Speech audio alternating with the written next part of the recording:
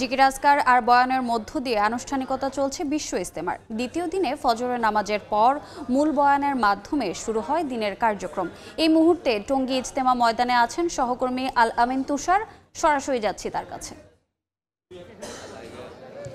কিছুক্ষণ আগেই কিন্তু মাগরিবের যে নামাজ সেটা কিন্তু শেষ হলো এবং মাগরিবের নামাজ আদায় করলেন মুসল্লিরা। এবং আমরা যেমনটা জানতে পেরেছি যে আসরের নামাজের পরে যেই বয়ান হলো এবং তার বয়ানের পরেই যে যৌতুকবিহীন বিয়ের যে কথাটা ছিল সেই বিয়ে কিন্তু সম্পন্ন হয়েছে ইজতেমা ময়দানে। আমরা জানতে পেরেছি যে 63টি বিয়ে আসলে আজকে এই ইজতেমা ময়দানের এবারের ইজতেমার আয়োজনে কিন্তু 63টি বিয়ে সম্পন্ন হয়েছে, অর্থাৎ 63 জোড়া যুগলকে আসলে এক করে দেওয়ার যে সুন্নত সেই সুন্নত কিন্তু এখানে আসলে পালন করা হয়েছে। এবং এখানে যেমন কোনো ধরনের যৌতুকের যেমন আয়োজন ছিল না, তেমনি খুবই অল্প খরচে, অর্থাৎ ইসলামে যেমনটা বলা হয়েছে যে বিয়েকে সহজ করতে হবে, সেই জায়গাগুলো মাথায় রেখে সহজভাবে বিয়ে সম্পন্ন করার যে আয়োজন সেটি কিন্তু সম্পন্ন হয়েছে। এবং যেহেতু মাগরিবের নামাজ শেষ হয়ে গেল, এখন কিন্তু ভারতের যে বিখ্যাত মাওলানা ইব্রাহিম দাওলা তিনি কিন্তু তার বয়ান কিন্তু শুরু করবেন মাগরিবের নামাজের পরে। তার কিন্তু বয়ান হবার কথা, সেই বয়ানে আমরা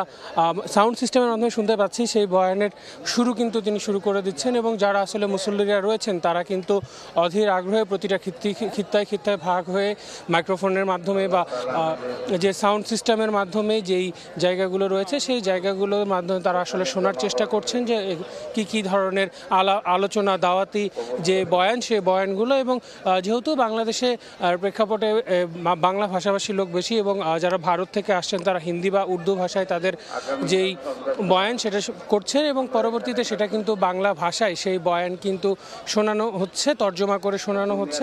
এবং এই যে বিয়ের কথা আমি বললাম, সেই বিয়ে কিন্তু পড়িয়েছেন ভারতেরই আরও একজন মাওলানা জুহায়ের সাহেব, তিনি কিন্তু এই বিয়ে পরিচালনা করেছেন। এবং আসরের নামাজের পরবর্তী সময়ে কিন্তু তিনি সেই সময় সেই বিয়ে নিয়ে এবং আনুষঙ্গিক এই অংশগুলো নিয়ে ইসলামিক এই জায়গাগুলো নিয়ে তিনি কিন্তু সে সময় তার দায়িত্ব পালন করেছেন। এবং সে সময় তিনি তার বয়ানে কিন্তু সেই জিনিসগুলোই আসলে বলার চেষ্টা করেছেন। এবং মূলত এইখানকার যারা রয়েছেন সাধারণ মানুষ যারা আসলে ইসলামে অংশগ্রহণ করতে এসেছেন তাদের সঙ্গে যখন আমরা কথা বলছিলাম তারা আমাদেরকে বলছিলেন যে মহান আল্লাহ তাআলার অর্থাৎ সৃষ্টিকর্তার নৈকট্য অর্জনই আসলে তাদের এখানটায় আসার মূল কারণ।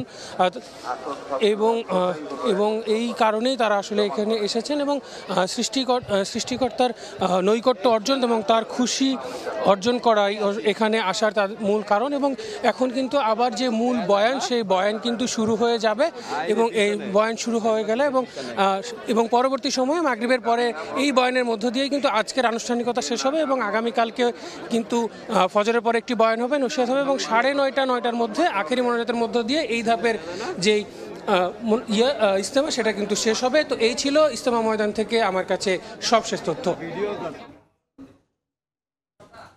সরাসরি যুক্ত ছিলাম টঙ্গী ইজতেমা ময়দানে।